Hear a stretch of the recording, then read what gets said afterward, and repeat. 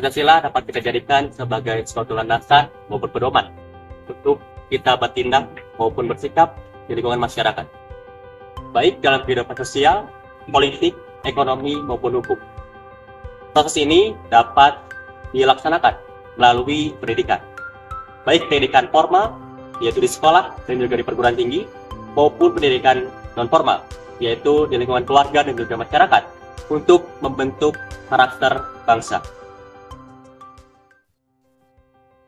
Penerapan nilai-nilai Pancasila dalam pendidikan dapat kita lakukan dengan cara menumbuhkan karakter yang mulia dan juga rasa tanggung jawab sebagai warga negara.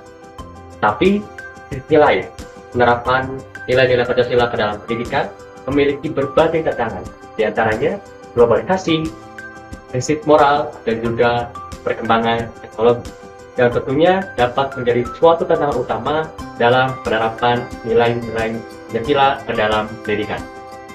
Tantangan lain yang harus kita perhatikan yaitu penyalahgunaan iptek ataupun ilmu pengetahuan dan juga teknologi dalam dunia pendidikan.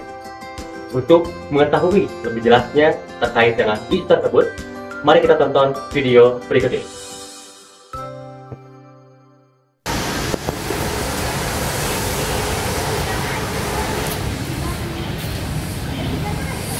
Nia, skripsimu udah sampai mana nih?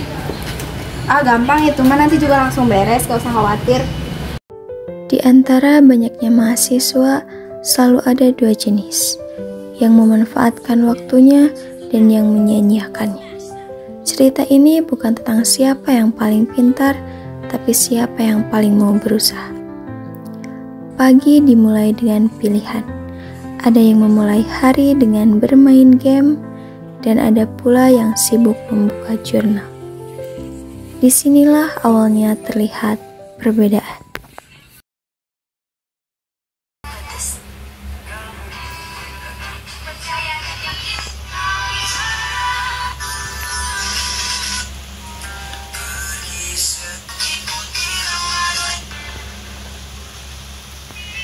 Notifikasi dari dosen datang seperti peringatan lemah. Tapi jika terlalu sering diabaikan, ia akan berubah menjadi penyesalan. Di sisi lain, ada yang tekun menyusun kata demi kata. Bukan karena tugas itu mudah, tapi karena ia sadar hasil besar datang dari usaha yang konsisten.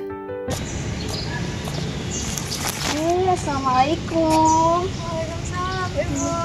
Gimana nih kabarnya kalian? Alhamdulillah baik, Ibu.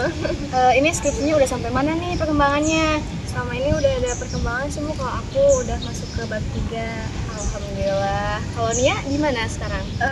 Ketika dosen menanyakan progres, hanya yang siap yang bisa menjawab dengan yakin. Jangan lupa ya, Yang lain beresin ya hanya bisa kalian. menyembunyikan Yaudah, Ibu buku mau lanjut di balik rapat dulu senyum ya. yang Terima canggung. kasih, Bu. Ya, Assalamualaikum.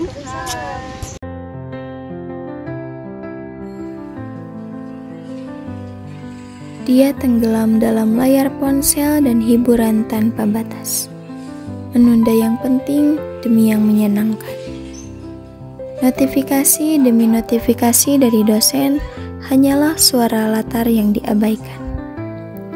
Tanpa disadari, kesempatan pun berlalu, waktu habis, dan hari penentuan pun datang lebih cepat dari yang ia kira.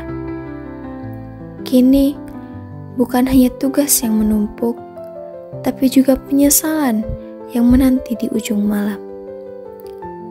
Saat yang lain mempersiapkan kemenangan, ia baru mulai mengejar waktu yang sudah pergi. Waktu terus berjalan, tapi tak semua orang bergerak bersamanya.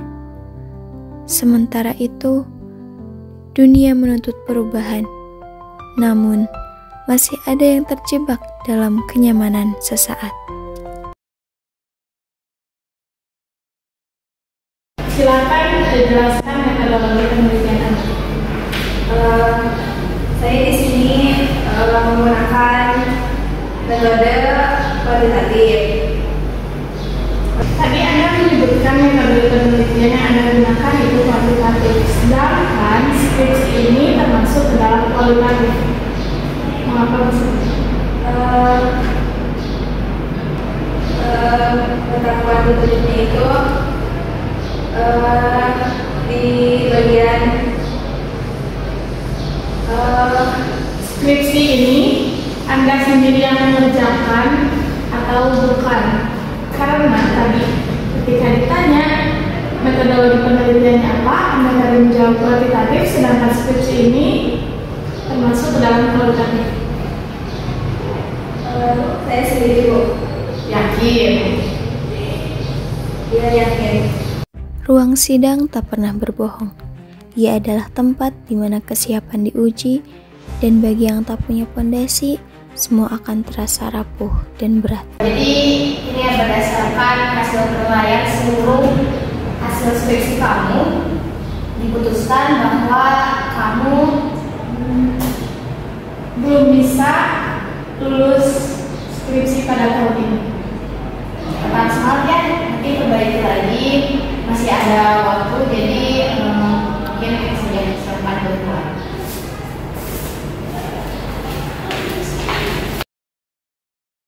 Ini saya menggunakan pendekatan kualitatif dengan teknik wawancara mendalam serta diikuti dengan analisis sistematik untuk melihat pola-pola yang muncul.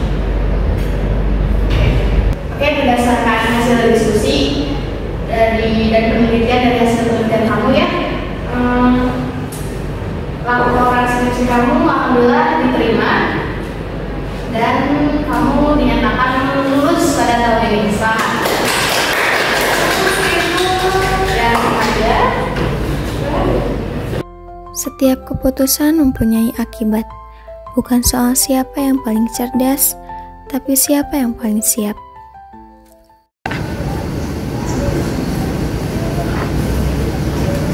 Ya, gimana skripsi kamu?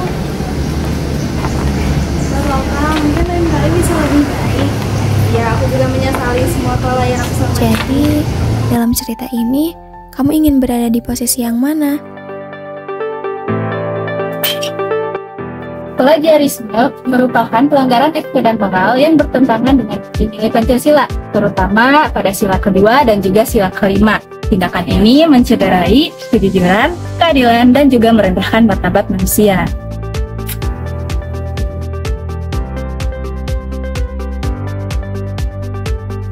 Dalam era digital, kemudahan akses informasi menjadi salah satu tantangan yang memerlukan penguatan nilai-nilai Pancasila untuk mencegah plagiarisme. Oleh karena itu, diperlukan pendidikan karakter yang berlandaskan Pancasila untuk memenuhi demokrasi yang jujur, adil, dan juga bertanggung jawab.